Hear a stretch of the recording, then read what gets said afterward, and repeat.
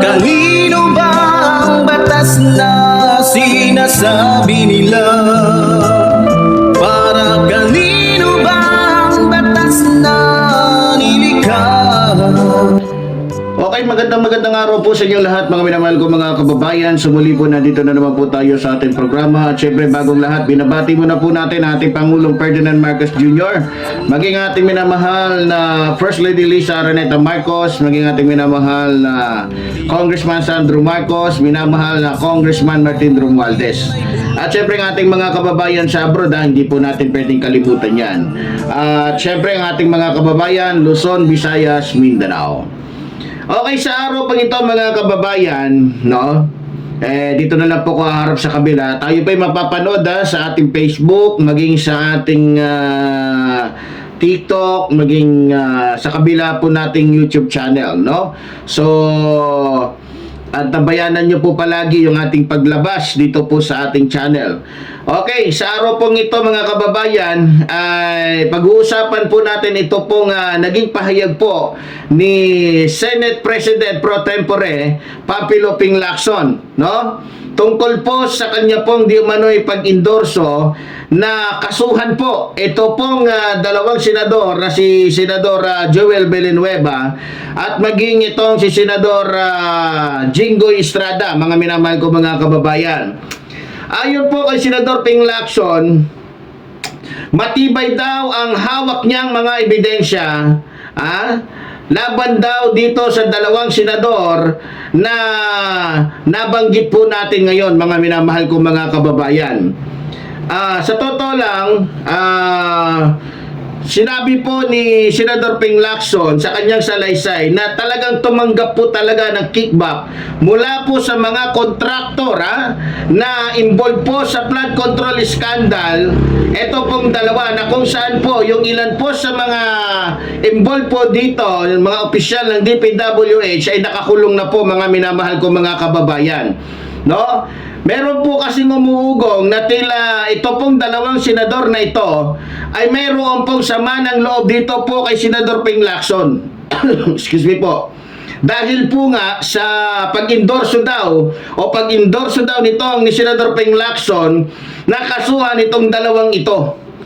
Pero sa akin naman po, ang akin labang pong tanong dito, mga minamahal ko mga kababayan, ang tanong ko po, may batayan ba talaga ito pong si Senador Ping Lacson para i-endorso nga na kasuhan si Senador Joel Villanueva at ito pong si Senador Jingoy Estrada, no?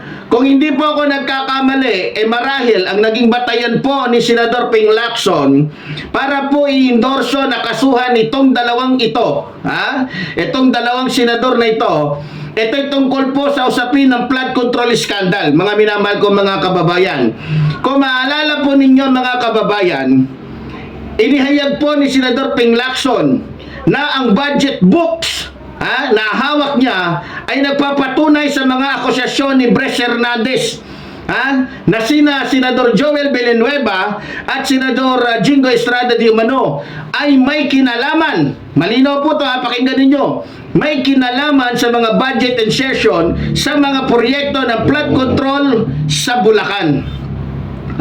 Sa Bulacan na nagkakahalaga po, makinig kayo, nagkakahalaga ng 600 million at 355 million ayon po sa salaysay po nitong ni Hernandez. Kung tama po ako, mga minamahal ko mga kababayan, kung tama din po ako, ipinakita rin po ni Senador Ping Lacson yung mga record mula po sa PAGCOR na nagpapakita na ang ilang dating opisyal ng DPWH na kaugnay po ng iskandalong ito, mga minamahal kong mga kababayan, katulad na lamang po ni Alcantara, ay nagkaroon po ng napakalaking ipinatalong pera sa mga kasino na kung di po ako nagkakamali, mga minamahal ko mga kababayan, ito po ay umabot sa 950 million at ang kanilang mga transaksyon ay lumagpas sa, kung di po ako nagkakamali, ay humigit pa sa 1 bilyon mula 2023 hanggang sa 2025, mga minamahal kong mga kababayan. Bukod pa po rito mga kababayan, base po sa aking naaalala, Inihayag din po ni Lacson na si dating DPWH District Engineer Henry Alcantara ay may mga record na nagpapatunay sa kanyang mga akusasyon laban po kay Senador Joel Villanueva at Senador Jingo Estrada.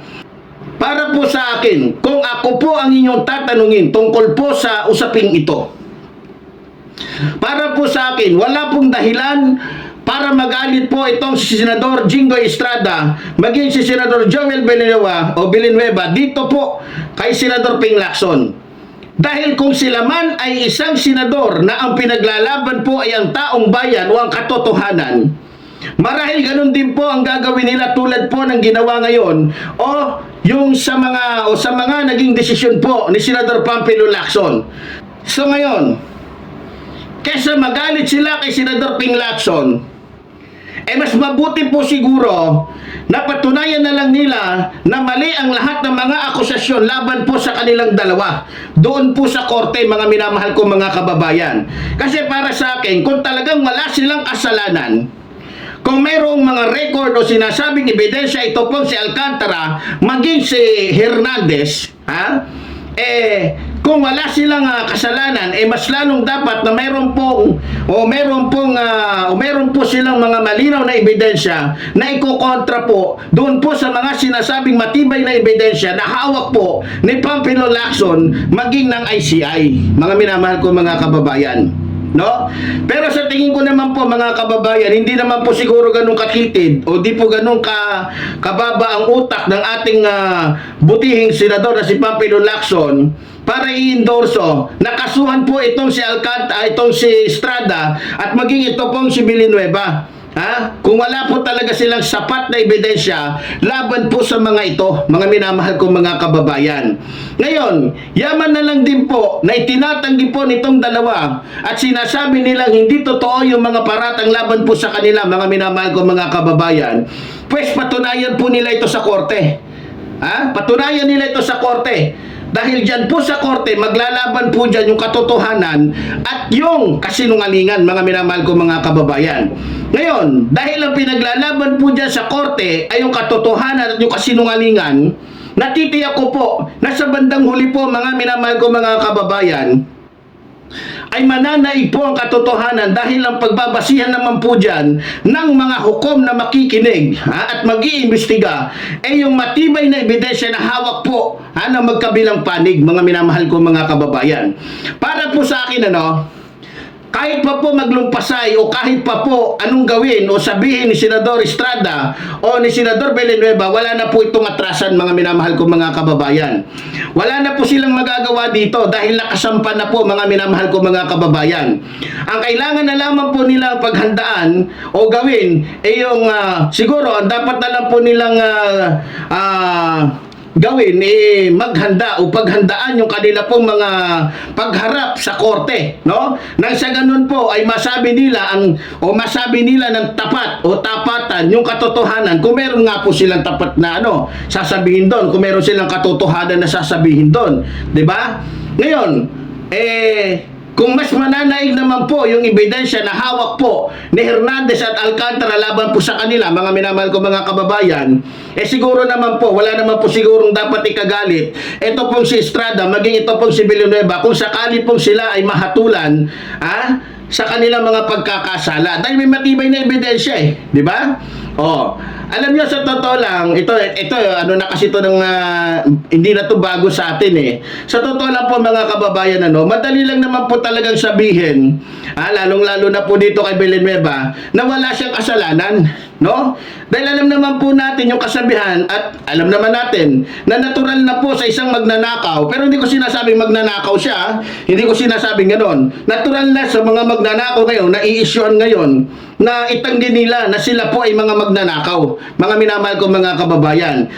Sa totoo lang, sa karanasan ko po, mga minamahal ko mga kababayan, ang pagkakaalam ko lang o nalalaman ko lang na napakinggan ko na umamin na siya ay magnanakaw at mandarambong ay si dating Pangulong Rodrigo Roa Duterte po, inamin niya na siya ay corrupt din o nagnanakaw din sa pera po ng taong bayan. Pero ganun pa man, mga minamahal ko mga kababayan, tulad po ng sinabi ko, wala pong dapat ikagalit Ito pong dalawang senador na ito, dito po sa ating buting senador Pampilo Lacson. Dahil tulad ng sinabi ko, kung sila man din ang nasa posisyon ni Senador Pampilo Lacson at ang kanyang pinipili ay ang taong bayan o karapatan ng taong bayan, ganun din ang kanilang gagawin. Diba? So ngayon, kilala na naman po natin, alam naman po natin, hindi ko naman sinasabi na totoo na yung lahat ng paratay sa kanila, pero para po sa akin, hindi po natin maiwasan, hindi po natin to may tatanggi na may ilang mga kababayan natin na naniniwala dahil nga po sa bago pa man po yung usapin na ito, mga minamahal ko mga kababayan, ito pong si Jinggoy Estrada at ito pong si Villanueva ay meron na pong mga dating issue tungkol po sa katiwalian. Congressman pa lang po ito si Villanueva, meron na po itong kumbaga meron na po itong latak sa isipan ng taong bayan tungkol po sa katiwalian. Maging lalong-lalo na po ito po si Jinggoy Estrada, mga minamahal kong mga kababayan. Dahil alam niyo naman yung issue tungkol sa kanya, alam niyo naman kung ilang taon din po siyang nakulong. 'Di ba? So hindi natin maiaalis ay meron po kasi isang kasabihan na ang magnanakaw ay mananatiling magnanakaw. Pero di po ako naniniwala diyan. No? Dahil ang taong gustong magbago, magbabago po yan. Kahit pa yan gaano ka-notorious yan, kahit gaano pa yan. Dahil marami akong kilalang dating mga snatcher, holdupper sa Quiapo. Ngayon, pastor na po. No? So, hindi po ako naniniwala sa kasabihan, ang magnanakaw ay mananatiling magnanakaw. So, depende na lang po yan sa tao kung gusto niya pa rin manatili dyan, no? O, lahat ng kasamaan, kapag kaayaw mo na sa gawain na yan, gusto mo nang layuan, kaya mong layuan yan pag gusto mo. Pag ayaw mo, di wag mo. Di ba? O ngayon, dahil nga kung sakaling totoo man itong issue na ito tungkol po sa dalawang senador na ito, magiging 3 na po. Kung sakasakali yung senador o yung dating senador na nakakulong ngayon sa piitan dahil po sa pagnanakaw o pandarambong sa pera po ng taong bayan. So ganun pa man po mga minamahal ko mga kababayan, tayo po ay patuloy po na gagawa ng mga videos o gagawa ng mga komento, reaksyon dito po sa ating programa. Pero ganun pa man, pansamantala po tayo po ay pansamantalang mamamaalam dito po sa ating programa. So muli po tulad po na sinasabi ng inyong lingkod, mabuhay po ang ating inambayan, mabuhay po ang nagmamahal sa ating inambayan. Maraming salamat po.